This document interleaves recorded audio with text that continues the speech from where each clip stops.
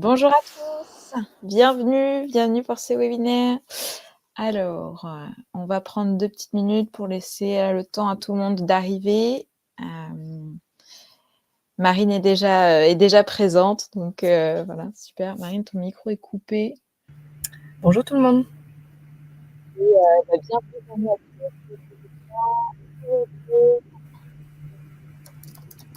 Il y a le chat. Hop. Donc, comme d'habitude, on va prendre 2 petites minutes pour laisser le temps un peu à tout le monde d'arriver. Je vois qu'on est déjà une trentaine de participants.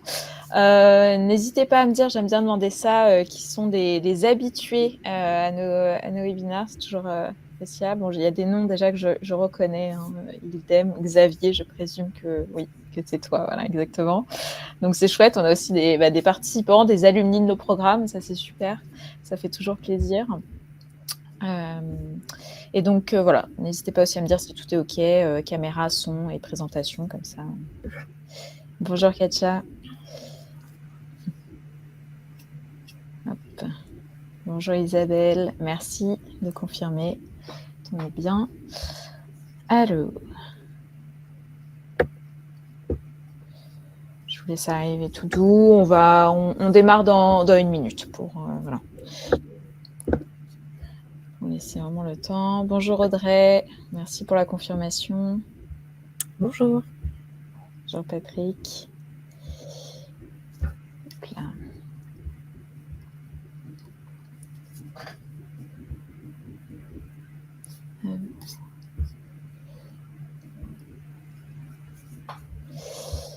Bonjour Gérald, merci. Alors, je vois que ça monte progressivement. 5.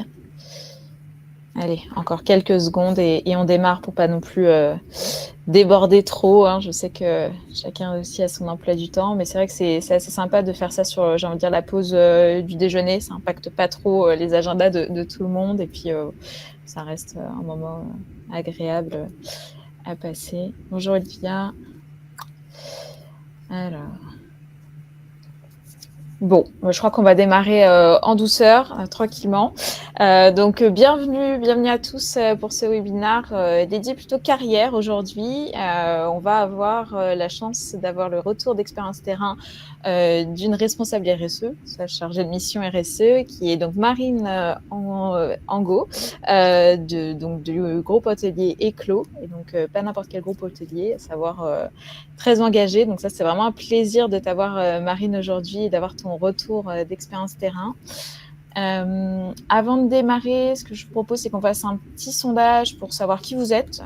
C'est aussi, j'ai envie de dire, intéressant pour nous de savoir voilà, de quel secteur vous venez, quel est votre métier, pour savoir un peu qui on a en face du mat, ça peut être intéressant. Et puis, j'en profite aussi pendant que vous répondez à ce sondage. Si vous avez des questions tout au long, n'hésitez pas à les écrire dans le chat.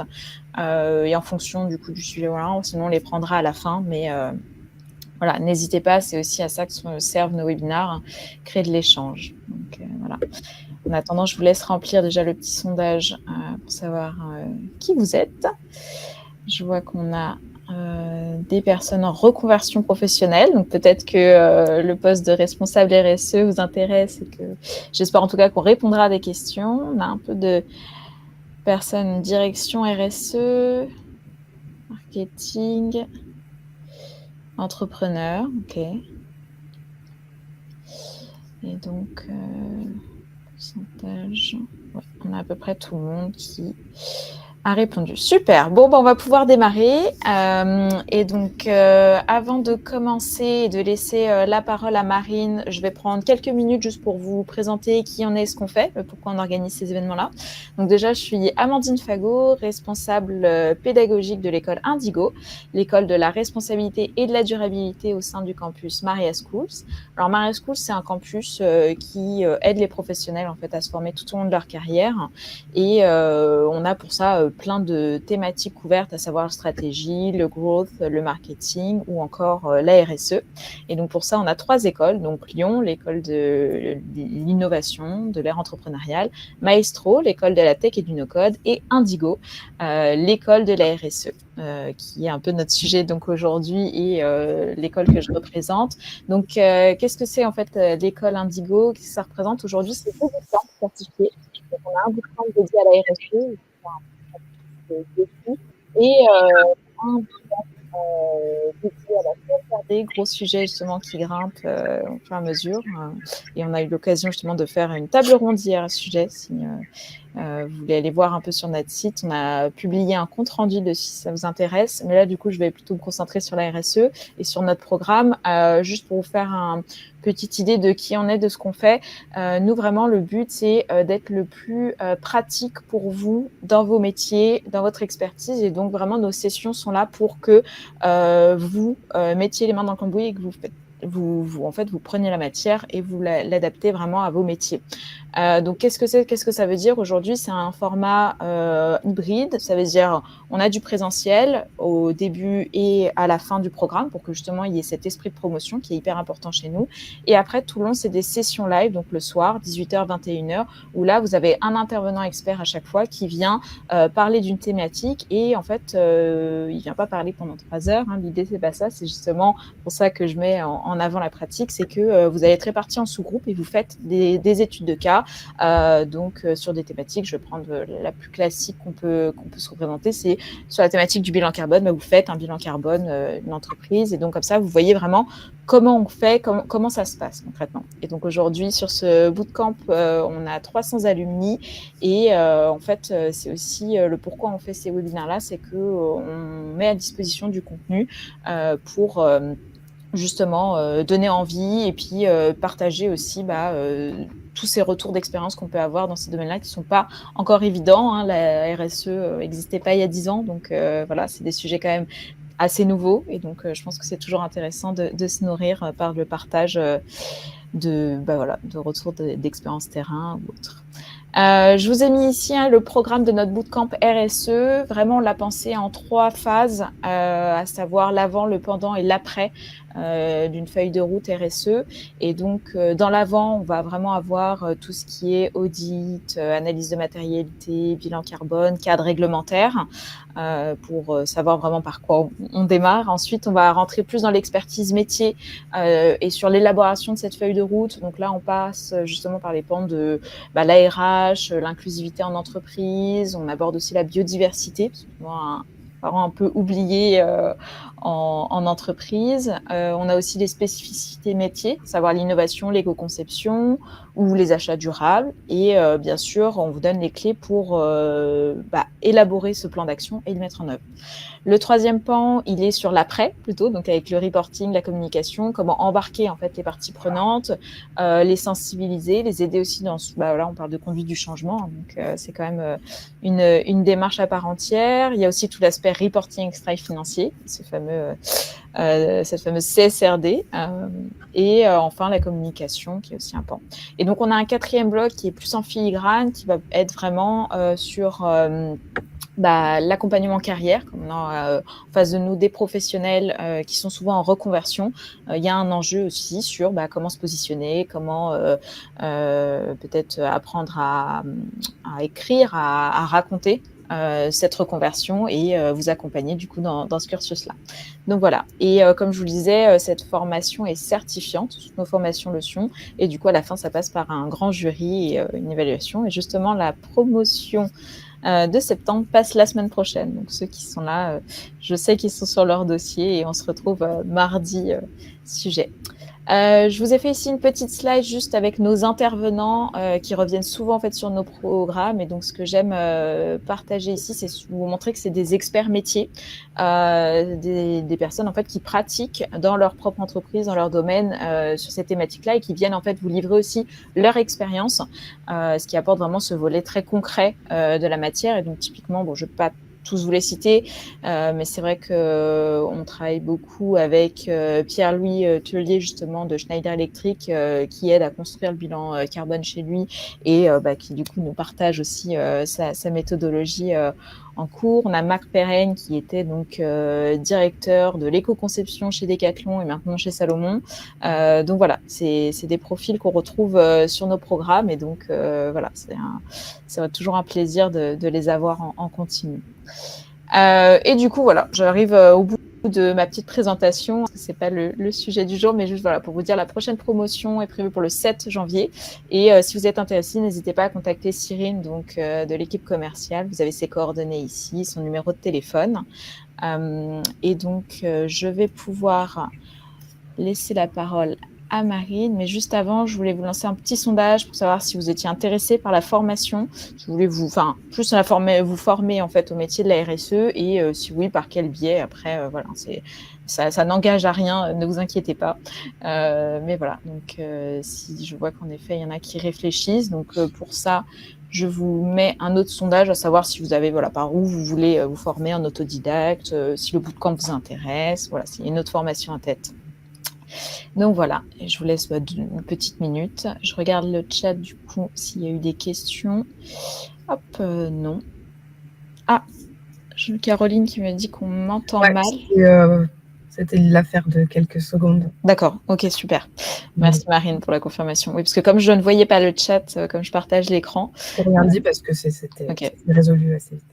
Super. Bon, et ben je vous laisse finir de compléter le sondage et puis je crois que Marine, je peux te laisser le micro et te laisser donc nous partager ton expérience en tant que chargée de mission RSE chez Eclos.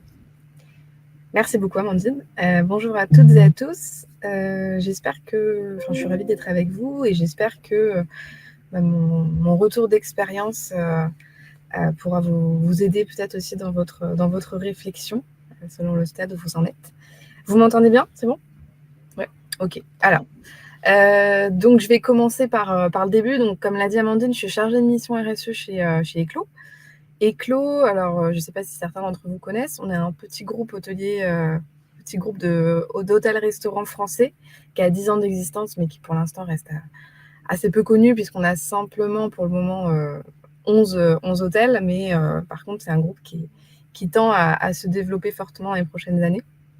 Et donc la particularité d'Eclos, c'est que c'est un groupe hôtelier et de restauration avec un positionnement économique, convivial et écologique. Et c'est notamment ce qui va nous intéresser aujourd'hui. Pour faire un petit retour en arrière, avant ça, j'ai travaillé en fait 5 ans dans le secteur de l'économie sociale et solidaire. Et plus particulièrement en fait dans l'entrepreneuriat, où je travaillais dans une entreprise qui s'appelait Les Amis d'Hubert et qui mettait en relation personnes âgées et des jeunes autour de l'art et de la culture. C'est juste pour vous donner une idée. Donc, j'étais pas dans le domaine de l'environnement, mais par contre, ça restait quand même un domaine à impact, comme on dit. Et du coup, cette jeune entreprise était basée dans un incubateur de projets à impact environnementaux ou sociaux. Et c'est là où ça m'a permis de rencontrer des porteurs de projets très engagés en faveur justement de l'environnement. Et c'est là où j'ai une prise de conscience. Parce que voilà, je savais, comme tout le monde, j'entendais parler de trier ses déchets, rapidement du réchauffement climatique, etc. Mais voilà, je ne m'étais jamais trop penchée sur le sujet, donc ça m'a vraiment permis d'avoir une prise de conscience. Et c'est vrai qu'au bout de ces 5 ans passés à côtoyer ces porteurs de projets, j'ai eu envie de moi aussi m'engager et puis même d'aller encore plus loin en combinant mon métier et mes convictions. Et c'est comme ça, du coup, comme j'imagine pour beaucoup d'entre vous, si vous êtes là. Et c'est comme ça que j'ai décidé, du coup, de quitter mon ancien travail pour intégrer un master, donc pendant 2 ans en transition écologique, que j'ai réalisé en alternance. Et c'est là, du coup, dans ce cadre-là que je rejoins Eclos. Donc, Eclos, c'est un groupe qui est engagé au niveau écologique depuis le début. Ça fait vraiment partie de la volonté du fondateur Emmanuel Petit d'intégrer les impacts environnementaux dans la prise de décision, que ce soit de la partie conception de nos bâtiments, parce qu'on est propriétaire de nos bâtiments, et la partie exploitation. Par contre, il y a beaucoup de choses qui étaient peu formalisées. Et donc, Eclos s'est fait accompagner juste avant mon arrivée par un cabinet de conseil qui les a aidés vraiment à faire tout le travail d'audit, l'interrogation des parties prenantes. Voilà, c'était un travail qui a duré vraiment plusieurs mois, je n'ai plus la durée exacte, mais ça a été un long travail. Et du coup, le cabinet de conseil leur a permis de formaliser une stratégie RSE, donc autour de différents axes stratégiques, sous-objectifs et avec un vrai plan d'action opérationnel. Donc moi, je suis arrivée à ce moment-là, au moment de la phase opérationnelle. Je suis très vite rentrée dans le bain parce que dès mon arrivée, j'ai eu à réaliser le premier bilan carbone d'Eclos. Donc ça m'a permis d'avoir une vision vraiment pas globale, mais en tout cas une bonne vision sur l'activité en tant que telle. Donc le bilan carbone, je ne l'ai pas réalisé moi-même, on l'a fait faire par un cabinet, mais par contre, toute la partie récolte de données, c'est moi qui ai eu à la fin. Donc c'était hyper intéressant, très enrichissant, c'était la première fois que je faisais ça. Et du coup, pour mes autres missions, donc je suis arrivée chez Eclos, on avait toute la partie stratégie de formaliser, on avait notre plan d'action, mais la problématique, entre guillemets, c'était de savoir, ok, mais comment est-ce qu'on déroule? Avec quand même pour problématique de déployer une stratégie RSE qui soit cohérente sur l'ensemble de nos hôtels, qui, eux, sont dispersés vraiment sur le territoire français, donc, parce qu'on a des hôtels, je ne l'ai pas dit, mais à Toulouse, Montpellier, Paris, Lille, Le Mans, Le Havre, enfin voilà, c'est très étendu sur le territoire. Et donc, comment est-ce qu'on arrive à rester cohérent malgré la distance géographique? Comment est-ce qu'on arrive aussi à impliquer tout le monde? Ça, c'est vraiment le gros challenge quand on travaille en RSE, on aura l'occasion d'en reparler tout à l'heure. Et comment, du coup, on fait infuser la démarche et la culture RSE auprès de tout le monde, parce que alors, avec le Covid, la visio, ça s'est développé de manière exponentielle, mais ça a vraiment ses limites, surtout sur des sujets comme ça. Faut savoir qu'en RSE, c'est un côté un peu ingrat, c'est-à-dire que nos sujets vont souvent être dépriorisés par rapport à l'opérationnel. Ça se comprend complètement. Et du coup, c'est voilà, comment est-ce qu'on arrive à embarquer tout le monde. Donc, l'idée qu'on a eue, quand je ne l'ai pas précisé, je suis rattachée à la directrice marketing du groupe Eclos. Qui est aussi membre du comité de direction, qui est très engagé sur ces sujets-là, qui a été sensibilisée, qui connaît très bien le sujet. Et enfin, directrice marketing, c'est une de ses casquettes, mais on pourrait aussi dire qu'elle est directrice RSE parce que vraiment, elle a une connaissance approfondie du sujet. Et ce qu'il faut préciser aussi, c'est que Eclos a suivi la Convention des entreprises pour le climat l'année dernière, pour ceux qui connaissent. Donc, c'est un programme à destination des dirigeants pour réécrire une feuille de route d'ici à 2030 en accord avec les limites planétaires. Donc, c'est un programme très, très ambitieux, mais qui, du coup, pour moi, est un marqueur assez fort quand même de l'engagement de l'entreprise, enfin, de la part des entreprises qui rejoignent ce programme. Donc, voilà, c'était pour vous donner le contexte. Moi, j'ai la chance, en fait, de faire partie d'une entreprise dont le comité de direction est déjà très, très au fait sur tous ces sujets-là, donc je ne perds pas de temps, en fait, à vraiment les convaincre. Et ça, c'est très, très important pour avancer. Donc, le comité de direction, on a le top management qui, pour le coup, est embarqué dans la démarche. Par contre, il faut embarquer tout le monde. Tout le monde et réussir à intégrer la RSE dans l'opérationnel sans que ce soit vu comme forcément une charge supplémentaire aussi. Ça, c'est tout un challenge. Donc, qu'est-ce qu'on a? On a mis en fait en place, quand je suis arrivée, 2 nouveaux organes, on va dire. À savoir, on a mis en place un réseau d'ambassadeurs RSE, donc avec un ambassadeur RSE dans chaque hôtel, qu'on a nommé les Colibris, en référence à la fameuse légende de Pierre Rabhi que vous connaissez sûrement. Et donc, ce sont des ambassadeurs en fait qui sont. L'idée, c'était de l'ouvrir à tout le monde. Donc, c'est des gens qui ont été vraiment qui se sont portés volontaires pour avoir ce rôle-là. Donc, pour vous donner une idée, on va avoir des réceptionnistes, on va avoir des femmes de chambre, on va avoir, enfin, c'est beaucoup de gens à la réception, des superviseurs de salle, enfin voilà, on a des métiers de la restauration, de l'hébergement, toutes casquettes confondues. C'est des ambassadeurs qui n'ont pas forcément la fibre écolo à la base. Donc ça ne me facilite pas forcément la tâche pour leur confier des missions, par exemple, de sensibilisation. Parce que ça veut dire qu'il faut que déjà, moi-même, j'arrive justement à leur donner cette culture-là, parce que vous n'êtes pas sans savoir que c'est quand même beaucoup de choses à connaître. C'est très transverse, le développement durable, la RSE. Faut connaître les enjeux autour de l'eau, autour des déchets, autour de l'énergie, enfin voilà, il y a plein de choses. Donc c'est compliqué de confier de la sensibilisation à des personnes qui n'ont pas forcément suivi d'études dans le domaine. faut réussir à les embarquer. Et par contre, moi, le seul critère que j'avais fixé justement pour recruter ces ambassadeurs, c'était la volonté d'en savoir plus et la volonté d'embarquer ses collègues. C'était vraiment les deux seuls prérequis. Donc on a eu des super candidatures, et donc aujourd'hui on a un réseau de 10 ambassadeurs qu'il faut justement... donc ces 10 ambassadeurs ont 2 demi-journées par mois sur leur temps de travail qui est alloué à cette mission. Là aussi je trouve que c'est un marqueur fort de la part de l'entreprise qui du coup, puisque c'est du temps homme, rend disponible du coup 10 personnes 2 demi-journées par mois, ce qui est quand même plutôt pas mal pour l'instant.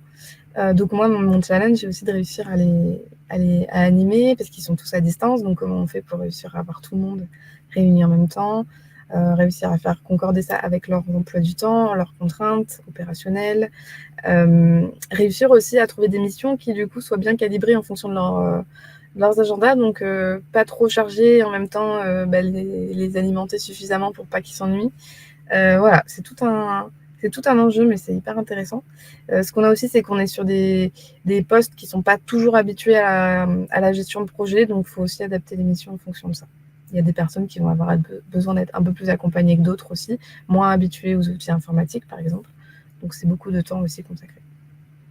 Et donc, nos ambassadeurs RSE, ils ont un rôle très opérationnel au sein des hôtels, et ils servent aussi de relais, du coup, entre le siège et les hôtels, donc que ce soit de manière ascendante ou descendante, vraiment pour qu'on puisse avoir un lien. Parce qu'il y a tout cet enjeu-là aussi de réussir à faire rapprocher entre guillemets siège et hôtel sur ce sujet.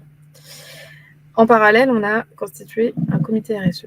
Donc, un comité RSE avec là que des fonctions pour le coup de personnes au siège, avec des gens très habitués à la gestion de projet. Et pourquoi au siège? Parce qu'on avait besoin de personnes qui aient une vision globale au niveau du groupe et une expertise métier. Donc, pour vous donner une idée, on a 5 principaux membres dans ce comité. On a le directeur immobilier, on a la directrice exploitation, le directeur restauration, la chef de projet marketing et moi-même. Et donc, ce comité-là, on est 5, mais ensuite, on a créé des sous-groupes de travail avec des personnes des hôtels où toutes les fonctions sont représentées. Donc, en tout, ça nous fait 18 personnes. Et l'idée, c'est quoi? C'est de faire avancer vraiment la stratégie RSE et les sujets. C'est de confronter les avis de chacun, les points de vue, les difficultés, les réussites. Enfin, je prends un sujet... Je prends un exemple tout bête, ça va être par exemple, on se rend compte que dans les hôtels, on a parfois des locales poubelles qui sont un peu petits. Du coup, au niveau de la construction, on a des enjeux financiers à respecter. Et puis, au niveau de l'exploitation, on se rend compte qu'il y a aussi un impact financier parce que si on a un local poubelle qui est trop petit, ça veut dire qu'on doit faire passer le prestataire plus souvent et donc on va payer aussi, on va davantage facturer. Donc, c'est des discussions comme ça qu'on va avoir tous ensemble. Ce qui est très bien avec ce comité RSE, c'est que ça permet de poser sur la table des sujets qui sont souvent dépriorisés. Parce que en fait, c'est pas le manque d'idées. On a toujours plein d'idées quand on est en entreprise, mais très souvent, elles peuvent vite tomber dans l'oubli parce qu'on a une réalité opérationnelle qui est là. Et du coup, c'est l'avantage du comité RSE, c'est qu'on a un rythme. Moi, j'ai fixé un comité RSE par mois avec des sous-groupes de travail qui se retrouvent en parallèle entre eux, selon des thématiques. Un groupe restauration, un groupe exploitation, etc. Je ne sais pas si je suis claire, il y a beaucoup d'informations. Et donc, en fait, l'idée, c'est que on a notre comité à 5 membres qui se retrouvent tous les mois vraiment pour avancer. Et on fait une restitution au comité de direction après tous les trimestres. Donc ça, c'est intéressant parce qu'on fait valider les sujets et on avance. Moi, je trouve que c'est un vrai coup de boost, en fait, pour faire avancer des sujets de fond qui ne sont pas toujours évidents. Parce que c'est ça, un des plus gros sujets en RSE, je trouve, c'est de réussir à rassembler tout le monde aussi. On a souvent besoin d'une vision... de plusieurs personnes, en fait. Donc, c'est ça qui n'est pas toujours évident. Le challenge au niveau du comité RSE, c'est de réussir à l'alimenter aussi, à l'animer, à le piloter et voilà, réussir à vraiment... c'est tout mon travail, c'est de réussir à structurer aussi, proposer des ordres du jour, vraiment être dans l'animation, quoi. L'animation. Moins l'accompagnement que les ambassadeurs. Les ambassadeurs RSE, on est plus sur de l'accompagnement, mais le comité RSE, par contre, on est plus sur du pilotage ou de l'animation. Voilà pour l'instant. Pour vous donner une idée du métier, je peux vous citer quelques missions que j'ai eu à faire en 2024. Ce qui est super avec le métier de responsable RSE ou chargé RSE, je trouve, c'est que on s'ennuie pas et c'est pas du tout monotone. On a plein de choses différentes. Là, par exemple, cette année, on avait la première labellisation de nos hôtels, le label Clévert. Je ne sais pas si vous le connaissez, c'est un label dans le secteur du tourisme et notamment de l'hôtellerie.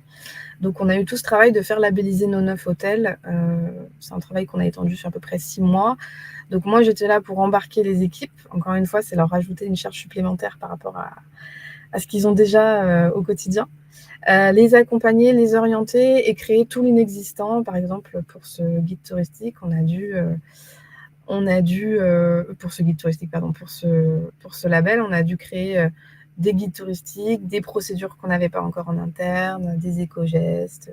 On a dû aussi créer de la sensibilisation client de manière très ludique. Donc, c'est un travail avec le service marketing. Enfin, voilà, il y a plein de choses.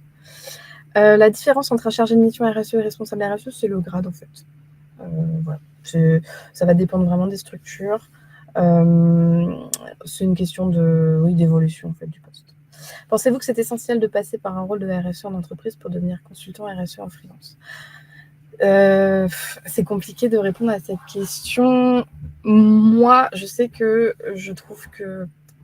Enfin, en tout cas, j'aurais eu du mal à être consultante et à justement apporter des conseils sans avoir une vision de comment se passe la RSE en entreprise. Après, tout dépend aussi de votre bagage à vous, de vos années en entreprise. Je pense que pour être consultant, c'est bien d'avoir en tout cas une expérience en entreprise, même si c'est pas forcément en RSE. Maintenant, ça reste propre à chacun, mais moi, je ne me serais pas sentie en tout cas d'être consultante RSE de suite parce qu'il y a vraiment des problématiques. En fait, tout dépend aussi sur quel sujet. Si vous êtes consultant RSE pour faire la réalisation de bilan carbone ou des choses très factuelles, des audits, etc., là, il n'y a pas de souci. Tout dépend des missions après qui vous incombent. Je continue du coup sur ce que je disais. Donc, on était sur la labellisation des hôtels. Donc là, ça a demandé à travailler avec tous les services. Ça a été un succès. On a reçu la réponse il y a 2 semaines. Donc, on a été labellisé. Il y a eu toute la mise en place du réseau d'ambassadeurs, le pilotage, l'animation, l'accompagnement. On aura prévu des formations sur le gaspillage alimentaire. Donc ça, c'est des choses qu'on co-construit, soit avec des formateurs, soit que du coup je construis en interne. Des formations RSE pour qu'ils aient une vision aussi de la stratégie RSE des clos. Il y a eu toute la mise en place du comité RSE, son pilotage et son animation du coup chaque mois. Il y a aussi tout un travail de communication, de sensibilisation, etc. Par exemple, sur le site internet, nous, on a une page dédiée à la RSE. Donc là, on l'a retravaillée. D'ailleurs, elle sort aujourd'hui ou demain, la nouvelle page avec tous nos engagements. Donc ça, c'est typiquement une des missions que je peux avoir. C'est aussi toujours de rester attentif et de faire de la veille. Alors, de la veille et du secteur de l'hôtellerie-restauration. D'ailleurs, moi, je ne suis pas du tout issue de ce secteur-là. Donc, ça a été... c'est aussi un challenge pour moi de justement réussir à comprendre vraiment quels sont les enjeux du secteur et la réalité opérationnelle aussi des métiers. J'ai demandé à être... déjà, dans l'intégration des clos, quand on arrive sur des fonctions sièges, on a quelques jours dans les hôtels avec les différents métiers pour se rendre compte un peu des enjeux. Et moi, je sais que je passe beaucoup de temps avec justement les fonctions plus opérationnelles pour avoir une vraie vision de leur métier, en fait. Donc, il y a ça, la veille RSE, bien sûr, avec tout le cadre réglementaire, la CSRD, le décret tertiaire, etc., qui ne sont pas toujours évidents à comprendre et qui prennent pas mal de temps. Le fait de se former en continu sur les différents sujets. Ça, c'est quelque chose quand on travaille justement en RSE, on doit être un peu, pas forcément excellent dans tous les domaines, mais en tout cas avoir une connaissance minimum. Je prends un exemple sur l'eau. Là, nous, aujourd'hui, on a des vrais enjeux autour de l'eau avec Eclo. On a envie de travailler à économiser l'eau dans les futures années. Ça veut dire qu'il faut aussi comprendre, je travaille avec le directeur technique sur le sujet. Donc, c'est aussi comprendre son langage à lui quand il me parle des installations, des canalisations dans l'hôtel pour essayer vraiment de comprendre quels sont les enjeux pour ajouter une solution de recyclage des eaux grises, par exemple. Donc, il y a ça. J'ai des questions. Quelques exemples d'éco-gestes et lignes de procédure développées pour certifier. Oui, au niveau des éco-gestes, on va avoir tout ce qui est au niveau de l'eau. Alors, il y a déjà beaucoup de choses chez Eclos, on consomme très peu d'eau et d'énergie par rapport aux hôtels classiques. Enfin, c'est une donnée qui est ressortie suite aux audits de notre cabinet qui nous accompagne, Betterfly Tourisme. Mais on peut quand même s'améliorer. Au niveau des éco-gestes de l'eau, du coup, c'est des choses toutes bêtes, mais de couper le robinet pendant la plonge, de ne pas lancer de la vaisselle à moitié remplie. Ça va être aussi, ça c'est tout un travail de voir avec les femmes de chambre, de vérifier s'il y a des fuites d'eau, parce qu'on ne se rend pas compte, mais une fuite d'eau, ça peut vraiment être une source forte de perte en eau. Ça va être de faire un suivi. On est en train de mettre en place un outil de suivi aussi pour voir nos consommations et avoir des alertes quand on a des consommations anormales. Voilà. Je vous donne un exemple sur l'eau. Après, il y a vraiment énormément de choses. Je pourrais y passer vraiment des heures. Travaillez-vous avec des KPI, avec l'équipe financière, la préparation du reporting CSRD? Oui, tout à fait. On est en train justement de se lancer sur le sujet parce que c'est des choses qu'on nous demande et qu'on est éligible à la CSRD en 2026.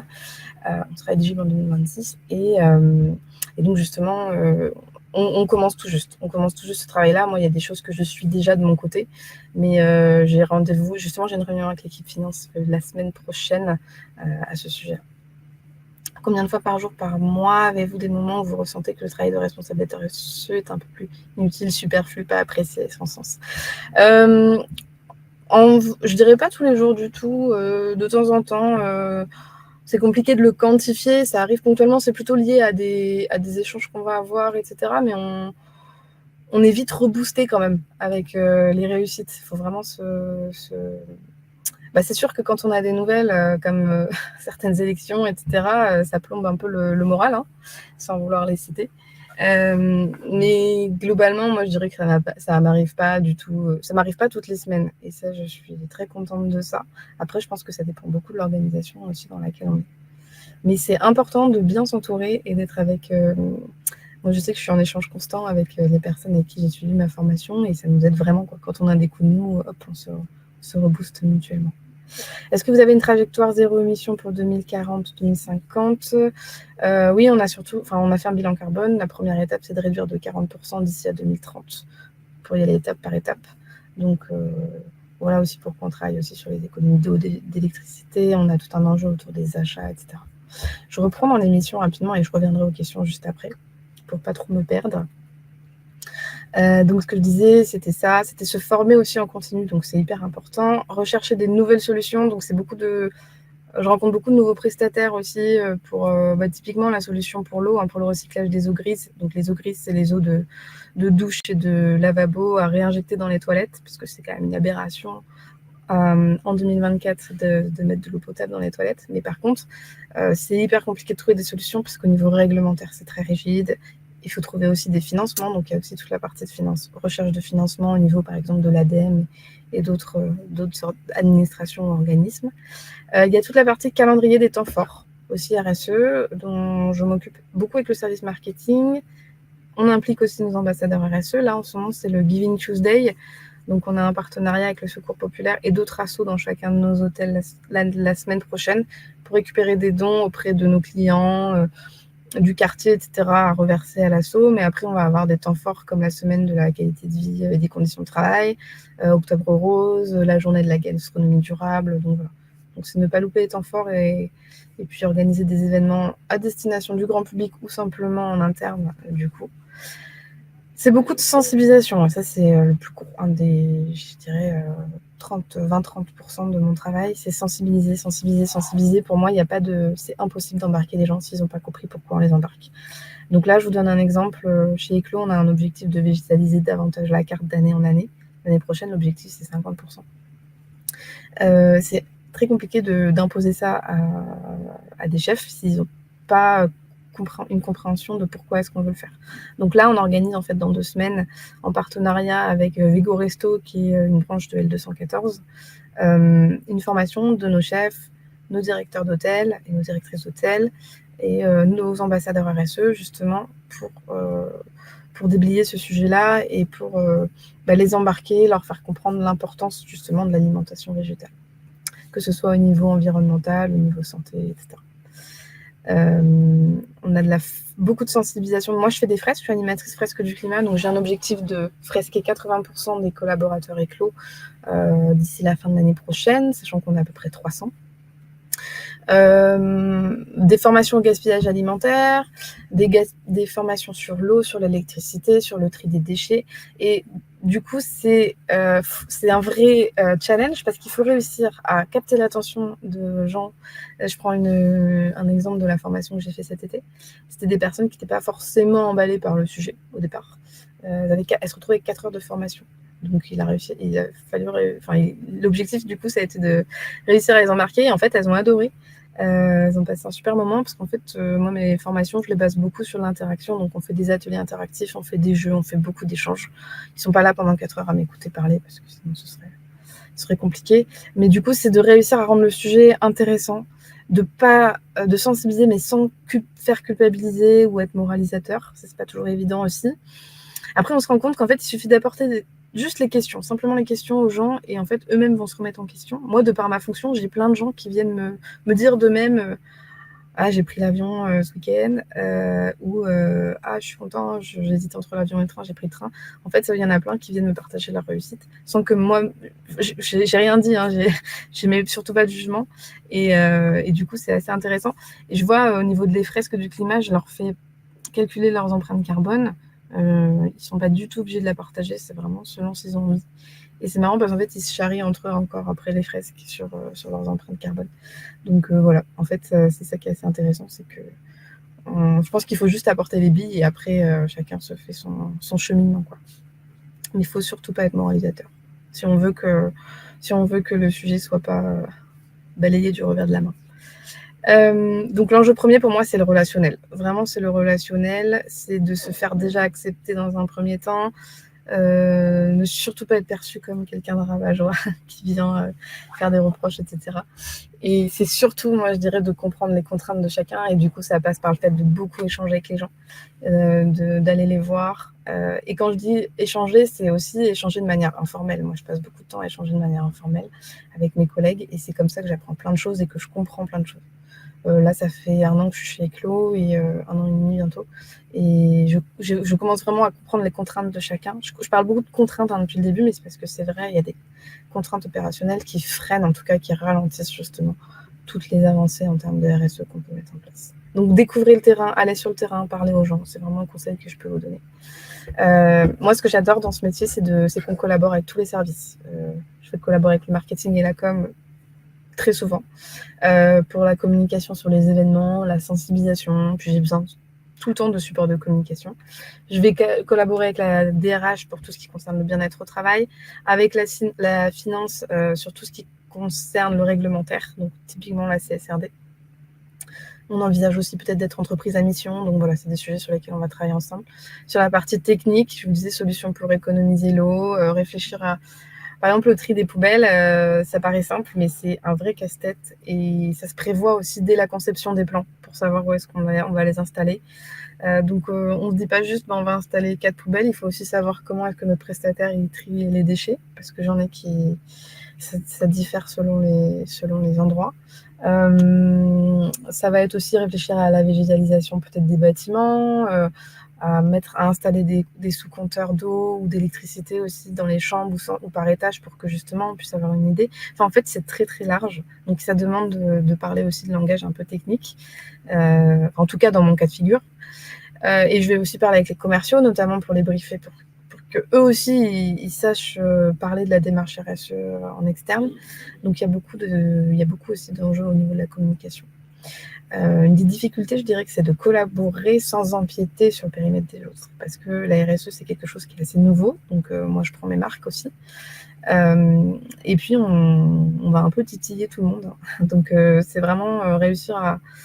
Il ne faut surtout pas empiéter et vexer. Voilà. C'est essayer de comprendre un peu le fonctionnement de chacun et de voir comment est-ce qu'on peut se positionner pour travailler avec eux. Donc, voilà, il faut un des principaux enjeux aussi, c'est d'avoir une vision des enjeux liés à chaque service, donc vraiment avoir une vision à 360 degrés, ou presque.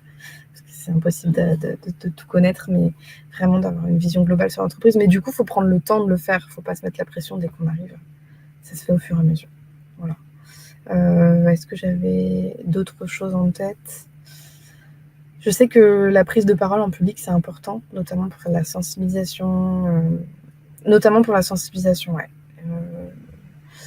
Ça se travaille, on peut s'entraîner pour ça. Et réussir aussi à affirmer ses idées et les porter. Ça, c'est pas un exercice qui est toujours facile non plus.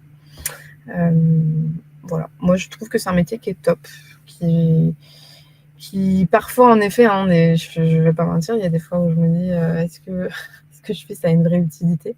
Mais en fait, je pense que oui, c'est important, surtout que je me rends compte quand même que les gens sont pas si hermétiques en plus que ça à l'écologie. Je parle beaucoup d'écologie, hein, mais il n'y a pas que ça dans la RSE, bien sûr. Mais je trouve que globalement, ça avance trop lentement, mais ça avance. Et c'est là-dessus qu'il faut aussi se concentrer sur les réussites. Voilà. Au niveau des questions, des mises en place de solutions de pilotage sur différents sites pour avoir une vision globale. Non, moi j'ai des tableaux, je me sers de Excel, de Power BI. Après, si on a un outil qui s'appelle Alerteo pour tout ce qui est relevé de consommation d'énergie et d'eau. Mais c'est des choses qu'on est en train justement de voir en interne pour pouvoir ne pas trop perdre de temps à récupérer la donnée, l'agréger et l'analyser. Plus parce que parfois aussi la RSE, c'est ça, on peut avoir l'impression qu'on est beaucoup sur du reporting, etc. Et du coup, on a moins tendance parfois à avancer sur les sujets. Comment animez-vous votre comité RSE ? Quel sujet abordez-vous ? Alors, il y a quelque chose dont je n'ai pas parlé, par exemple, on a un gros projet l'année prochaine, c'est les achats responsables. Et du coup, ça fait typiquement partie des sujets que je voudrais faire... que je voudrais intégrer dans notre comité RSE, parce qu'on a des membres qui ont une vision transverse et qui globalement sont... On n'a pas d'acheteurs en fait chez Eclos pour l'instant, mais qui globalement sont amenés à acheter chacun dans leur domaine. Donc typiquement, on a un comité RSE vendredi. Moi, j'ai fait une formation achat responsable la semaine dernière, donc je vais là débriefer de cette formation. On va réfléchir ensemble à un plan d'action qu'on présentera au comité de direction. Et après, on a d'autres sujets plus transverses où chacun fait des retours de ses groupes de travail. Et pour tous les sujets transverses où on a besoin justement de trancher, c'est des choses qu'on va aborder dans les comités RSE. Les 2 compétences les plus importantes, c'est pas facile, mais je dirais qu'il y a je l'ai dit, le relationnel. Pour moi, le relationnel, c'est vraiment hyper important. Et après, l'organisation. L'organisation, parce qu'on est sur 15 000 sujets à la fois et il faut réussir à pas perdre le fil, quoi. Je travaille pas avec d'autres responsables RSE, par contre, le C3D, justement, je m'étais posé la question de les rejoindre à un moment donné. Par contre, il y a un groupe Slack qui s'appelle Impact at Work, où on a pas mal de responsables RSE et puis d'autres professions engagées, et c'est super parce que ça permet de poser nos questions. J'avais déjà échangé avec des responsables RSE, justement, pour avoir des retours d'expérience sur la mise en place d'un comité, par exemple. La fresque, elle n'est pas obligatoire, mais elle le sera peut-être. Après, dans l'hôtellerie, la restauration, on a beaucoup de contrats. On a beaucoup de contrats courts aussi, donc c'est pas toujours évident aussi de savoir quel taux on a fresqué. Mais peut-être qu'elle le sera obligatoire à un moment donné. Sentiment de solitude, ça va, mais ça va parce qu'au niveau, en tout cas, du siège, des personnes que j'ai autour de moi, les gens sont quand même assez... je perds pas de temps, encore une fois, à les convaincre. Donc ça, c'est là où je me sens pas seule, mais on peut facilement se sentir seule selon le contexte dans lequel on est. Si on ne veut pas travailler en tant que responsable RSE, quels sont d'autres rôles de la formation proposée par Indigo ? Ça, je te laisserai répondre. Oui, je répondrai à la fin, je te laisse continuer. Ouais. Et après, la dernière question, c'est comment concilier objectifs business et enjeux environnementaux ? Est-ce que objectifs business avance plus vite que les enjeux environnementaux ? Ouais, sacré sujet. Sacré sujet, et pour moi, c'est là une des limites peut-être aussi. Enfin, c'est une question que je me pose dans mes engagements, parce qu'il y a une réalité financière, donc il faut réussir à faire vivre le groupe et en même temps restreindre au maximum ces enjeux environnementaux. Je prends l'exemple typiquement de la construction, parce que nous, on construit des hôtels, donc la construction, c'est un impact qui est énorme. Du coup, le compromis qu'on essaie de trouver, justement, c'est la réhabilitation plutôt que la construction. On a réussi à le faire sur un hôtel pour l'instant. Et ce qui est compliqué, c'est qu'il y a des enjeux financiers qui sont énormes. Ça coûte beaucoup plus cher de réhabiliter que de construire. Donc, il y a, je pense qu'au-delà de la volonté de l'entreprise, il y a aussi le secteur et la société à faire évoluer, quoi. Ce qui n'est pas une mince affaire. Voilà, j'ai beaucoup parlé. Je ne sais pas s'il y a d'autres questions. Pour l'instant, il n'y a pas d'autres questions, mais du coup, j'en profite pour répondre à la question sur la formation, si on ne veut pas travailler en entreprise. Alors, je vais être honnête, la formation est très axée entreprise quand même.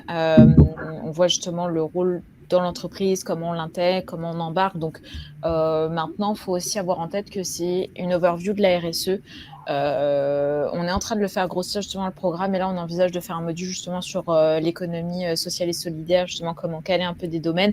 Donc aujourd'hui il y a des postes en ONG, en collectivité territoriale, etc., de chargés de mission RSE, etc. Et ça en fait, oui, la formation y répond, il n'y a pas de souci. C'est plus, il y aura un prisme entreprise. Donc si c'est quelque chose qui vraiment vous bloque ou je l'ai pas abordé, je pense que c'est pas la meilleure pour vous, mais voilà, faut aussi avoir en tête qu'on couvre tous les domaines, et du coup c'est un bootcamp généraliste pour justement se positionner. Après, si par exemple il y a un enjeu qui vous porte plus, voilà, Marine parlait beaucoup d'environnement, il y a aussi tout le volet social, sociétal. Donc là vous dites, moi c'est vraiment faire de l'inclusivité auprès d'une collectivité, voilà, là c'est peut-être qu'il y a ce côté où il faut aller creuser ça, mais au moins le bootcamp permet de faire un peu un tour d'horizon de tout le programme. Le coût de la formation, on est à 4 900 € pour les 2 mois justement, et voilà, et on est certifié Calliope, du coup c'est finançable CPF ou financement. Je vois que l'heure défile, on arrive au bout. Est-ce qu'il y a une autre question pour Marine? Sinon je vais... Patrick qui te remercie pour ton partage d'expérience intéressant, engageant. Et petite question, comment travaillez-vous sur les enjeux environnementaux? Ouais, approche systémique. Oui, en fait, la chance qu'on a eue, c'est d'avoir des dirigeants engagés dans la Convention des entreprises pour le climat. Et justement, dans leur feuille de route 2030, on a une approche, typiquement, on a une approche systémique. Si on veut parler d'approche systémique aussi, pour donner un cas un peu plus concret, je pense à notre politique d'achat durable sur laquelle on va travailler l'année prochaine. Mais il va falloir qu'on passe en revue, alors peut-être pas tous nos achats, mais en tout cas qu'on priorise sur l'analyse de cycle de vie de nos achats pour savoir comment est-ce qu'on choisit. Est-ce qu'il vaut mieux choisir, j'ai pas d'exemple là qui me vient en tête, mais une chaise, alors notre mobilier souvent il est d'occasion, mais un balai fabriqué en bambou recyclé, j'en sais rien, qui vient de Chine, ou un balai en plastique qui vient d'Allemagne. Bon, voilà, je caricature, mais l'idée justement c'est d'avoir une approche globale en analyse de cycle de vie. Et pour tout ce qui est plus général à Eclos, l'approche systémique, on l'a eu notamment grâce à la Convention des entreprises pour le climat, qui nous a aidé vraiment à dessiner notre feuille de route. Super. Alors, je vois, il y a une question de Guillaume. Que pensez-vous de ces formations? On devient responsable RSE en 3 semaines. Alors, je ne sais pas exactement de quelle formation tu fais mention, Guillaume. Et je ne sais pas si ça s'adressait plus à Marine ou moi. Donc, je pense qu'on va donner toutes les deux notre feedback. Mais pour information, donc nous, notre formation, elle dure 2 mois. Et c'est très intense, on est à 100 heures de formation, donc c'est assez vaste. Maintenant, ce qu'on aime dire, c'est qu'on donne justement une overview du métier de responsable RSE. On ne devient pas responsable RSE en 2 mois. Ce qu'on targue, nous, dans notre formation, c'est que justement, vous êtes des professionnels souvent en reconversion, vous avez une première expertise métier, et c'est ça, en fait, qu'il faut mettre en avant, c'est un peu rajouter cette casquette RSE par-dessus votre métier. J'ai Xavier qui confirme mon propos, mais voilà, c'est vraiment le côté vous n'allez pas tourner d'un coup, c'est pas l'idée. On vous accompagne dans ce changement, mais ça se fait justement progressivement, et c'est aussi pour ça que le bootcamp est généraliste, comme je mentionnais, c'est qu'on va pas, vous n'allez pas pouvoir couvrir tous les métiers, mais vous allez prendre avec votre expertise, votre expérience. Et c'est là, je pense que c'est hyper intéressant et très riche, en fait. Et chaque profil a, en fait, son levier. Marine, je ne sais pas ce que si tu veux. Non, je te rejoins complètement. En fait, pour moi aussi, ça permet d'avoir une vision globale sur le métier. Et après, c'est j'imagine, aux apprenants d'aller creuser davantage les sujets. Et en fait, ça s'arrête jamais, hein. Moi, je le vois, j'ai fait un master, donc quand même 2 ans de formation. Et à chaque fois qu'on nous parlait d'un sujet, j'avais l'impression que ça restait très superficiel, alors que c'était pas le cas, hein, mais simplement, en fait, on a envie de. Enfin, si on a envie vraiment on peut pas devenir expert. Et c'est bien d'avoir une vision globale et de savoir justement au fur et à mesure quoi creuser. Parce qu'au final, on voit sur le terrain, et puis moi je le vois, je suis toujours en train de me former. Typiquement la CSRD, qui est un des enjeux quand même phares en RSE actuel.